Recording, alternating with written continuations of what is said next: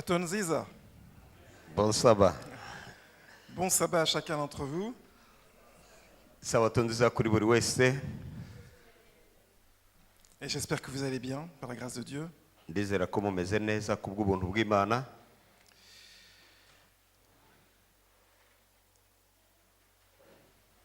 Aujourd'hui, je pense qu'on peut dire que ça y est. Ça y est, c'est la rentrée. Uyu munsi navuga ngo tubishyitsemo ni ugusubira. Tout le monde, qu'on soit en Flandre, à Bruxelles ou en Wallonie, tout le monde est rentré maintenant. Haba abatuye i Buruseli mu Bafurama ndetse no muri Waloni, buri bana bose basubiye ku ishuri. Et c'est peut-être un temps que certains attendaient depuis le début des vacances. Ni nacyo abantu benshi twari dutegereje kuva igihe cy'ibiruhuko gitangiye. Ceux qui s'ennuyaient pendant les vacances.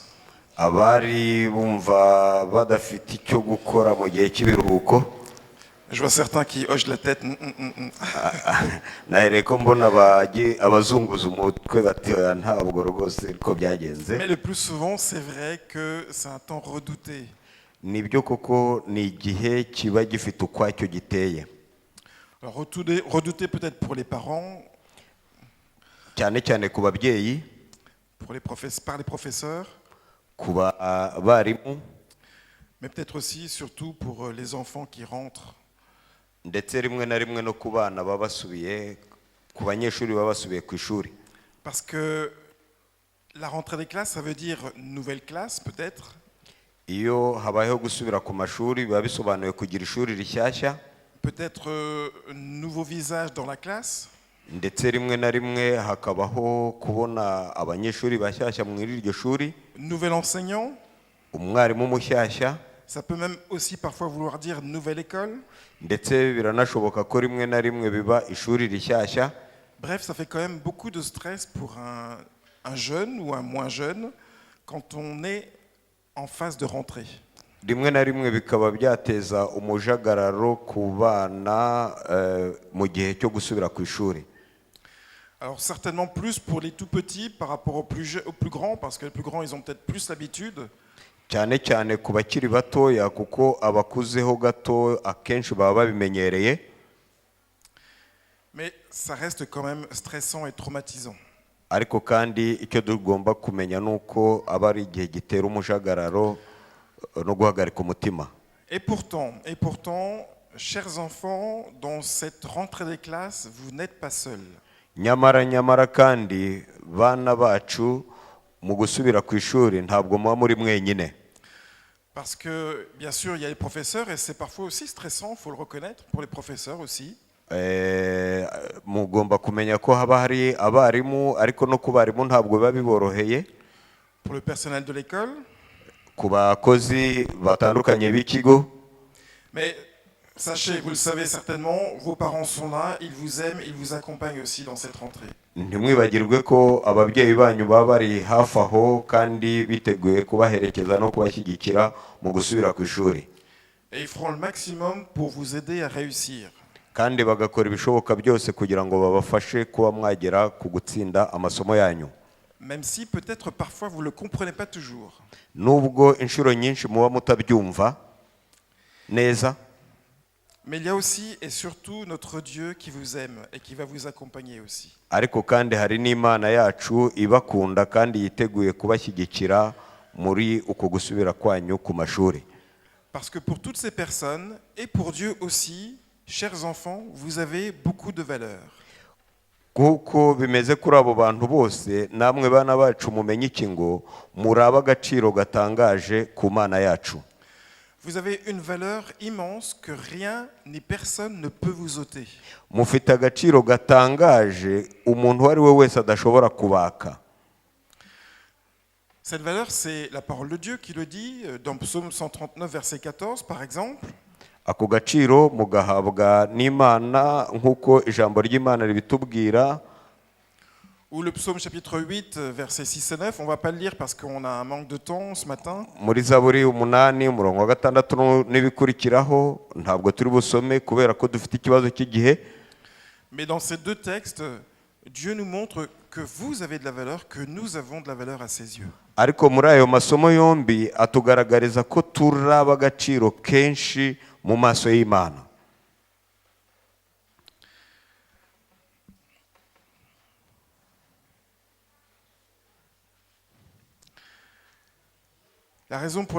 Une des raisons pour lesquelles nous avons de la valeur aussi à ses yeux, outre le fait qu'il nous a créés, uretse kuba Imana yaraturemye bikaba biduhamiriza yuko turi ab'agaciro kenshi mu maso hayo, c'est parce que Jésus est mort pour chacun d'entre nous. nuko na Yesu ubwe yapfiriye buri wese muri twe. Le fait que Dieu ait accepté que son propre fils meure à notre place, Imana kuba yaremeye ko umwana wayo apfa mu cyimbo cyacu, nous montre l'immense valeur que nous avons à ses yeux. bitwereka agaciro gakomeye gatangaje dufite mu maso y'Imana. Prenons le temps de réfléchir un petit peu à ça. Dufate umwanya wo kubitekerezaho ibyo ngibyo. Ce soir, à la fin de la journée, lorsque nous repasserons un petit peu les événements de la journée. Haba nimugoroba, haba ku manywa, igihe tuba turi mu buzima bwacu bwa buri munsi bw'amanywa, Nous avons donc de la valeur aux yeux de Dieu. dufite agaciro gatangaje gakomeye mu maso y'Imana. Et c'est la raison pour laquelle nous pouvons compter sur lui jour après jour. Ni nayo mpamvu dukwiye kwishingikiriza kandi tukumva ko tuyobowe nayo ibihe byose umunsi ku wundi. Nous pouvons faire appel à lui en toutes circonstances. Ni nayo mpamvu dushobora kuyihamagara igihe icyo ari cyo cyose no mu cyo ari cyo cyose turi kunyuramo. Même dans ces circonstances que sont la rentrée, nous pouvons faire appel au Seigneur pour qu'il nous accompagne. No mu bihe nk'ibi biri kurangwa no gusubira ku ishuri, tugomba kugira Imana nk'icyizere ku buryo tuyihamagaza kugira ngo idufashe. Dieu sera là pour nous aider à grandir et à nous transformer, parce que c'est aussi une période de transformation pour les enfants que cette période scolaire. Imana iba ihari kugira ngo idufashe gukura kandi idufashe guhinduka, cyane ko haba hari n'icyo kintu cyo guhinduka ku bakiri kwiga. Et pour illustrer cela, je voulais utiliser deux images. La première, Ndifuza gukoresha ishusho ngero ya mbere, c'est l'image de la graine, du grain ou de la graine. ishusho ya mbere nshaka gukoresha ni y'urubuto, urubuto. La Bible nous parle dans différents passages des évangiles, du Nouveau Testament en particulier, de grains ou de graines. Bibiliya itubwira neza yuko mu masomo atandukanye yo mu byanditswe byera ibijyanye n'urubuto. Et Jésus a lui-même souvent utilisé cette image du grain ou de la graine dans des paraboles. Kandi Yesu ubwe yakoresheje inshuro nyinshi imvugoshusho y'urubuto. Et on retrouve cette notion de graine ou de grain dans essentiellement 7 versets.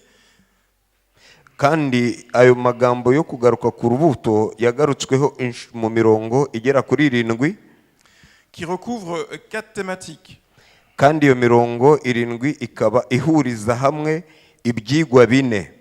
7 versets, 4 thématiques. Imirongo 7 ariko ihuza ibyigwa 4. Et j'aimerais lire avec vous quelques-uns de ces versets qui illustrent ces différentes thématiques. Ndifuza ko dusomera hamwe amwe muri ayo masomo cyane cyane tujyana ku byigwa. Et j'aimerais qu'on puisse lire tout d'abord Matthieu chapitre 13 verset 31. Ndifuza ko dusoma Matthieu chapitre 13 verset 31. Matayo 13 umurongo wa 31.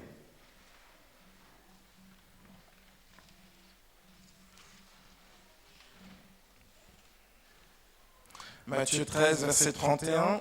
Matayo 13 umurongo wa 31. Le texte nous dit la chose suivante. Handitswe ngo, Il leur proposa une autre parabole. Voici à quoi le règne des cieux est semblable. Une graine de moutarde qu'un homme a prise et semée dans son champ. Verset 32. C'est la plus petite de toutes les semences, mais quand elle a poussé, elle est plus grande que les plantes potagères. Elle devient un arbre de sorte que les oiseaux du ciel viennent habiter dans ses branches. handitswe ngo abacira undi mugani ati ubwami bwo mu ijuru bugereranywa n'akabuto ka sinapi umuntu yenze akakabiba mu murima we.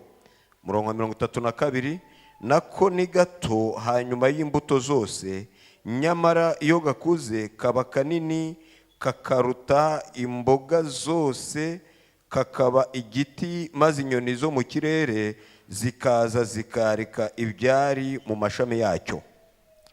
Dans ce texte et dans deux autres références, dans Marc 13 et Luc 13, 19, on évoque la graine comme étant une illustration de la croissance du royaume de Dieu.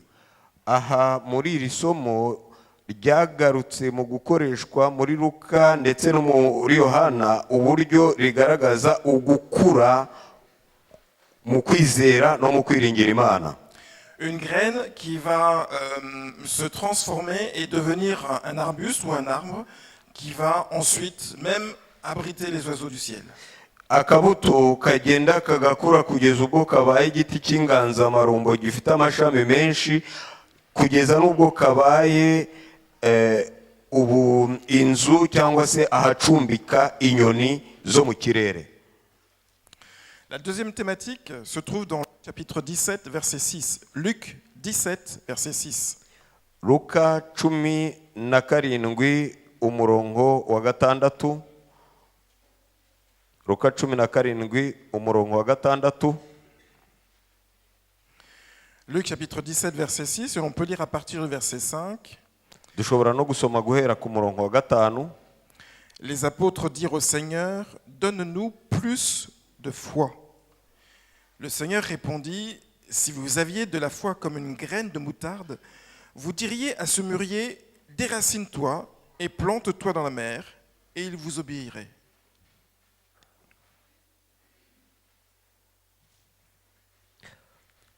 Luc 17, 5 et 6. Maze intumwa zibwira umwami Yesu ziti twongerere kwizera. Umwami ati mwagira kwizera kungana nk'akabuto ka sinapi, mwabwira uyu mukuyu muti randuka uterwe mu nyanja, nawo wabumvira. Dans ce texte ici, nous voyons la graine qui illustre la capacité du croyant par la foi à déplacer des montagnes. Aha turahabona urubuto rushushanya ukwizera k'umwizera cyangwa se gukura mu kwizera k'uwizera Imana. Ainsi, la graine ici est illustrée d'une manière différente.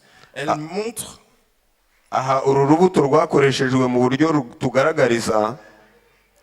Elle montre combien une graine de foi, c'est-à-dire une petite quantité de foi, peut arriver à faire des choses extraordinaires avec l'aide de Dieu. Aho katwereka ko urubuto rugaragaza cyangwa se rushushanya kwizera gukeya gushobora gukora ibintu bikomeye by'ibitangaza. Troisième thématique, 1 Corinthiens chapitre 15 verset 37. Ikigwa cya gatatu urwa mbere rw'Abakorinto 15. 1 Corinthiens chapitre 15 verset 37. Umurongo 15 umurongo wa 37. Abakorinto urwandiko rwa mbere.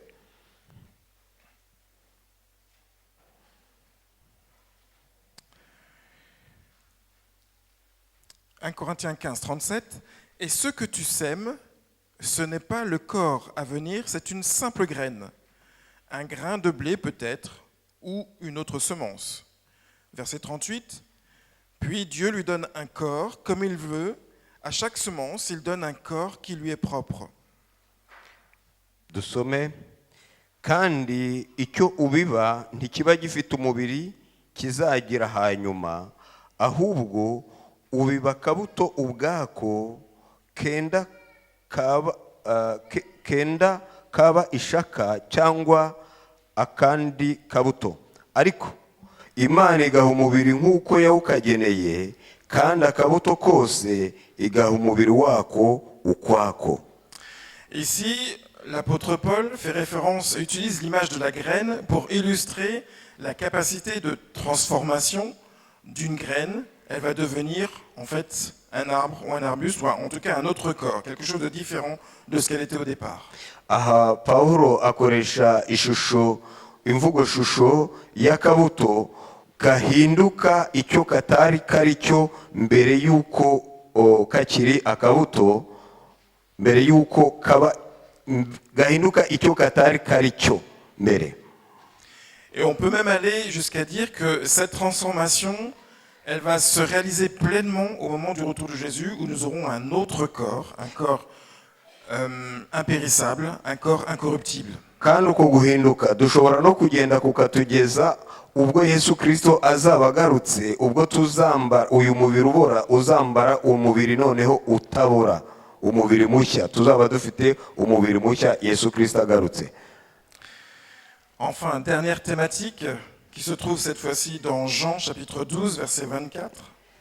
Yohana 12 umurongo wa 24 turahabona ikigwa cya kane.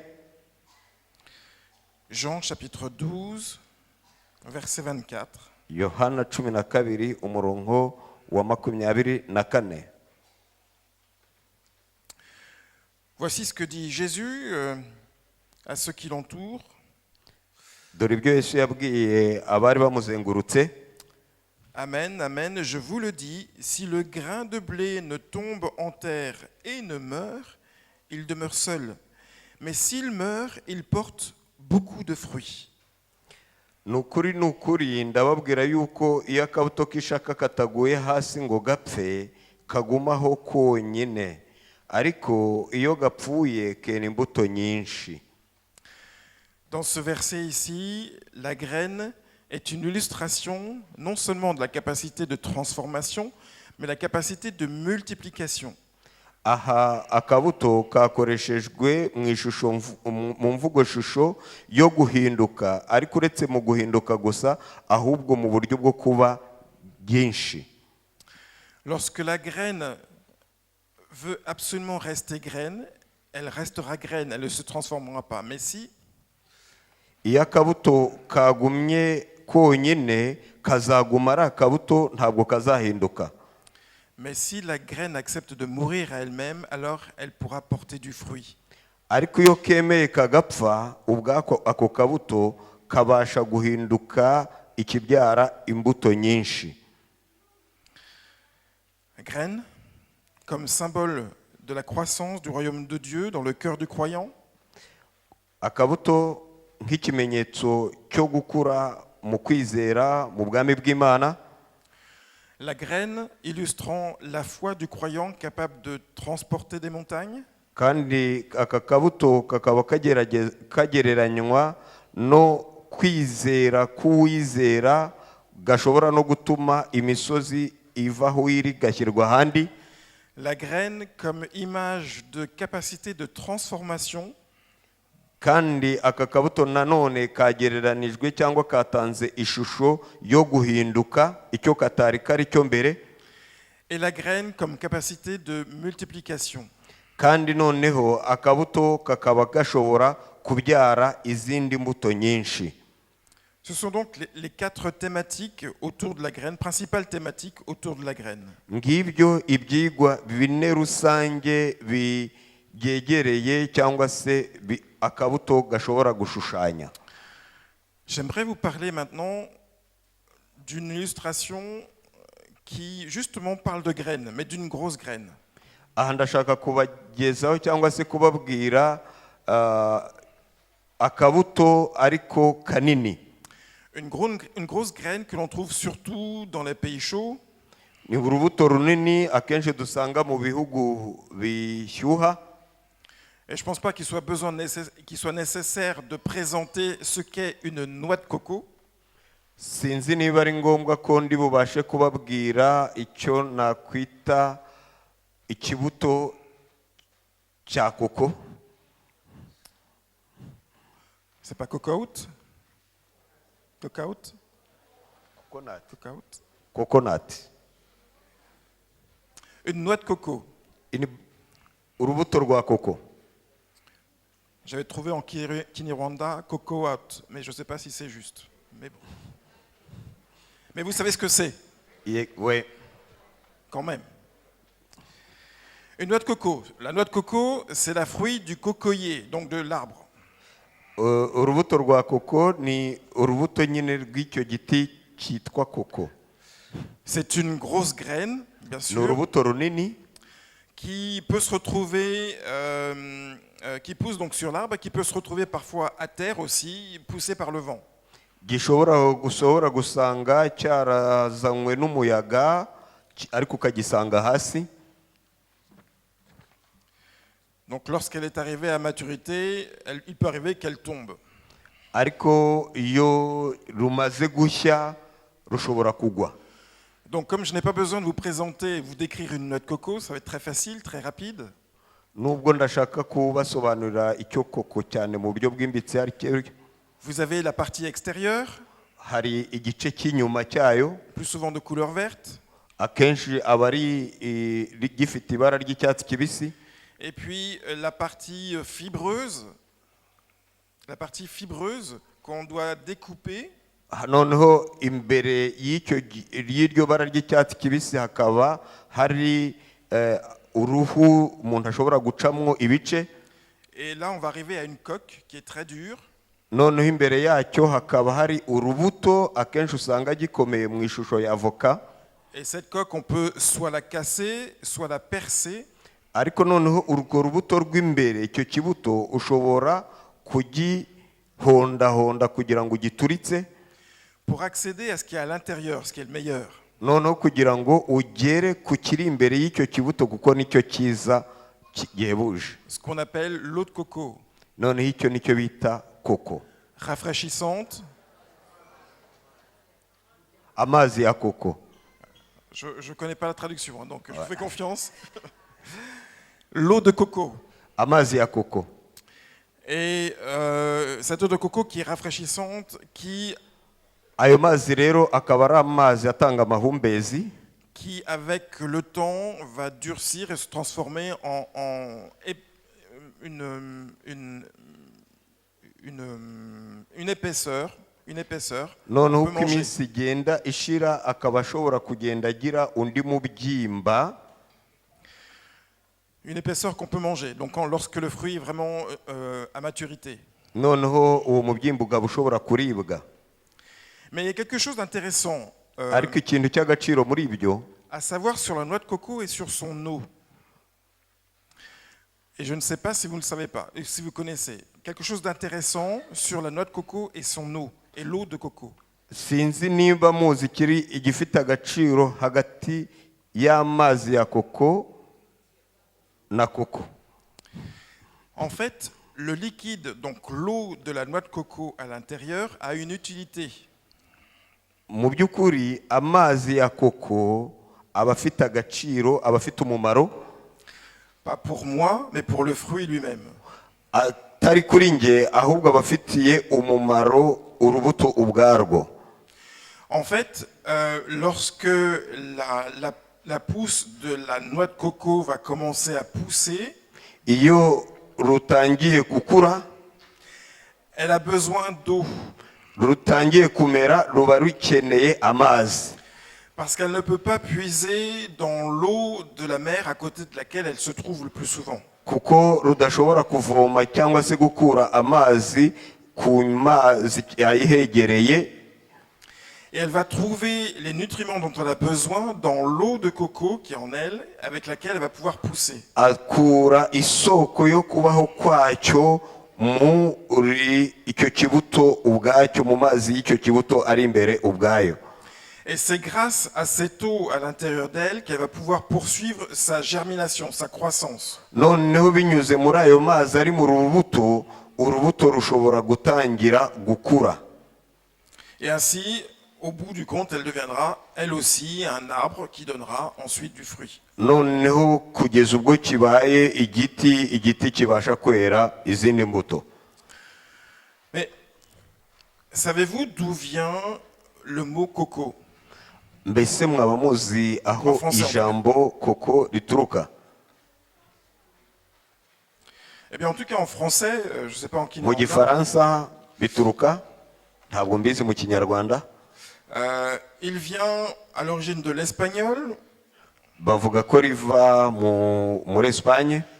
Coco, mais qui vient lui-même du latin, cocus. Iryo jambo ry'icyesipanyoli rikaba rivana ryo ku kilatini bita cocus, Et ce latin vient du grec, kokos. kandi icyo kilatini nacyo kikava ku kigiriki cyitwa kokos. Et le mot grec kokos, ancien grec, signifie noyau, baie ou graine.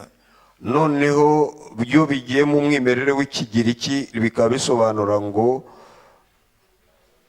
urubuto rw'imbere rwiza, Graine. cyangwa se urubuto. Donc une noix de coco, c'est une noix de graine, une grosse graine. Koko nziza ni urubuto rwiza runini. Ainsi, pour que la noix de coco, pour que cette graine puisse germer et se développer, Kugira ngo iyo koko urwo rubuto rwa koko rubashe kumera rukomeze rukure, elle doit puiser dans cette eau qui est à l'intérieur d'elle, de sa rugomba coque. gukura isoko yo kubaho kwarwo muri urwo rubuto rwacyo, mu mazi ari muri urwo rubuto ubwarwo. Et sans cela, elle ne pourra pas croître, elle ne pourra pas se transformer, elle ne pourra pas devenir un arbre. Ayo mazi atabayeho ntabwo rushobora kumera, ntabwo rushobora guhinduka, ntabwo rushobora kuba igiti, ntabwo rushobora gukura. Alors ce matin, Muri kino gitondo, toi qui fais ta rentrée cette semaine ou qui l'as fait la semaine dernière, wowe munyeshuri uraha wasubiye ku ishuri muri iki cyumweru cyangwa mu cyumweru cyabanjirije, j'aimerais te dire que tu es toi aussi une noix de coco. ndashaka kukubwira ko nawe ubwawe uri urwo rubuto rwiza rwa koko. Toi aussi, tu es appelé à grandir et à te développer.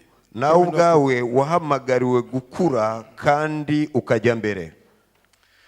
Et de cette graine, tu vas aussi pouvoir te développer, devenir un arbre, par la grâce de Dieu.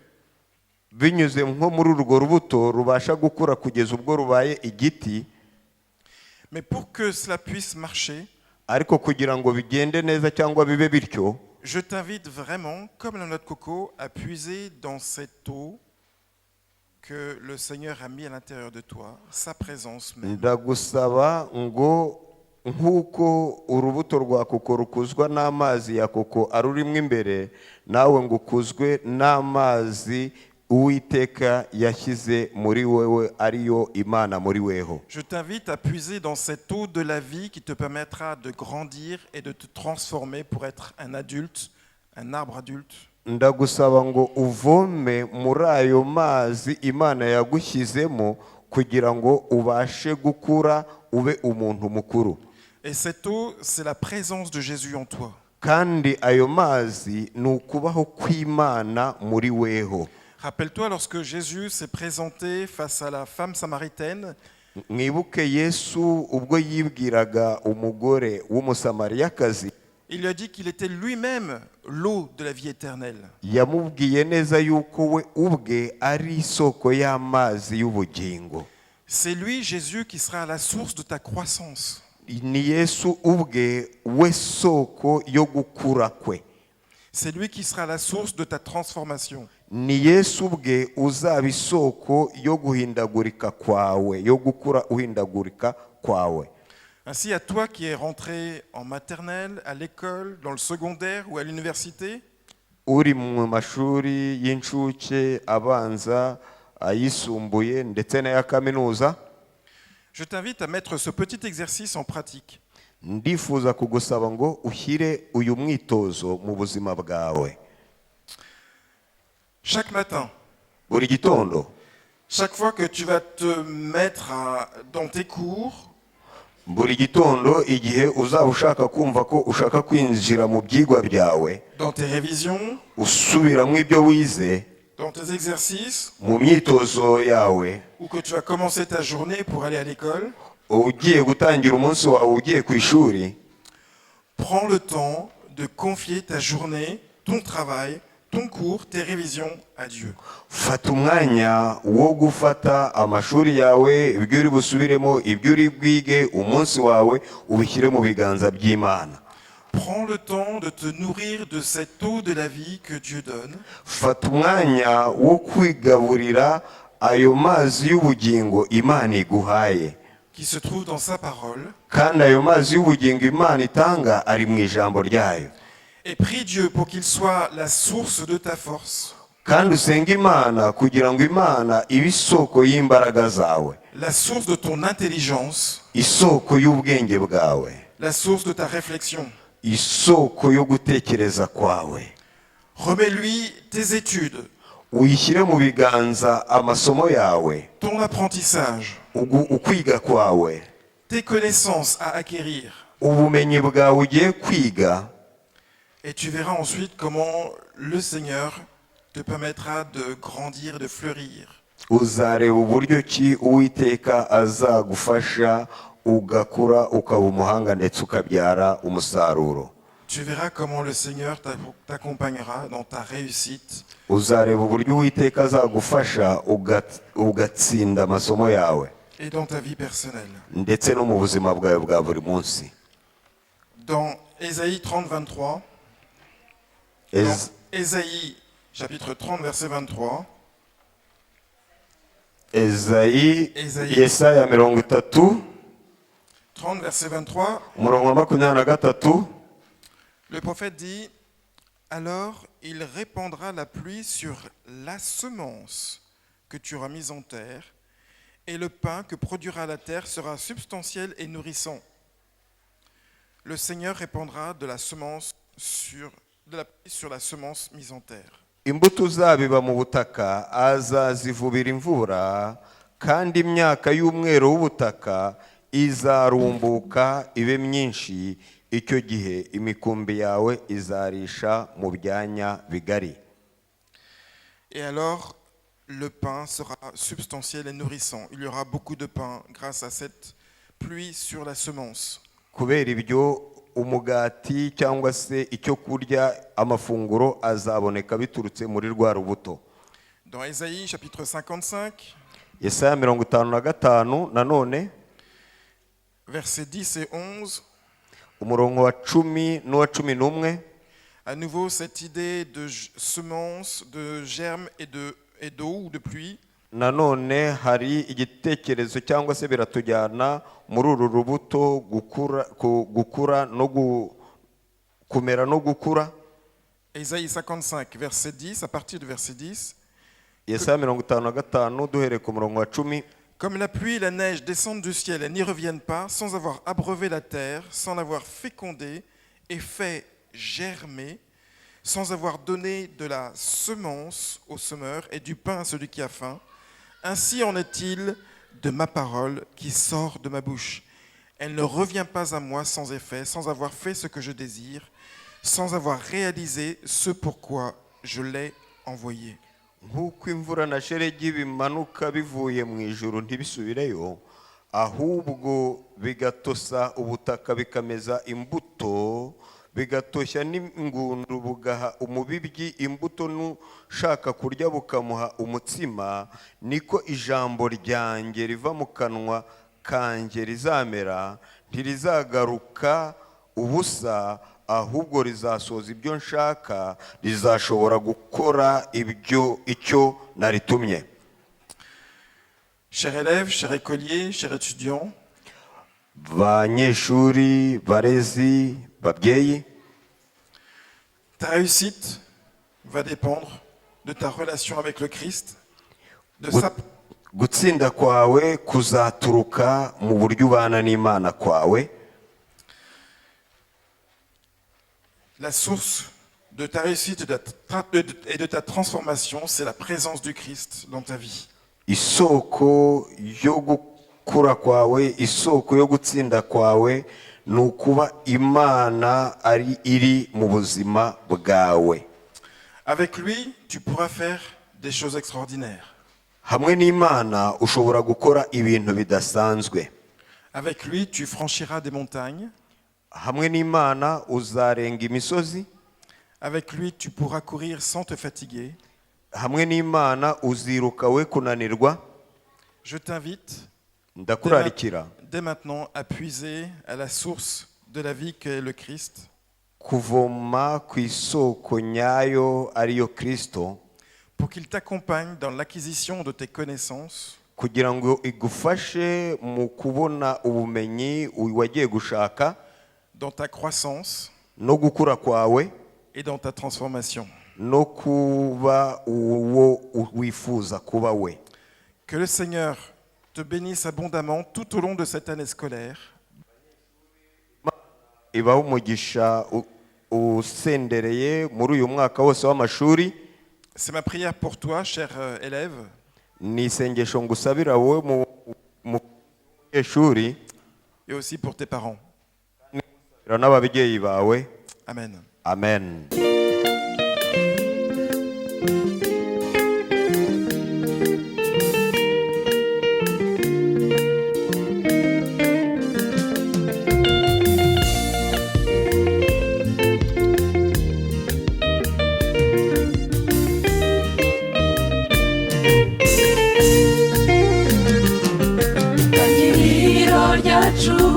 muri urugendo mukiza harimo ibibazo byinshi binaniza imitima, inzira yuzuye amahwa ndetse n'ibindi umwanzi atega binaniza abagenzi ntitubashe kureba imbere. Kuri uwo munsi turawutegereje, uwo tuzaba duseseka imuhira. Tubwire Satani tuti uratsinzwe, ngaho sigara iwawe abera turitahiye.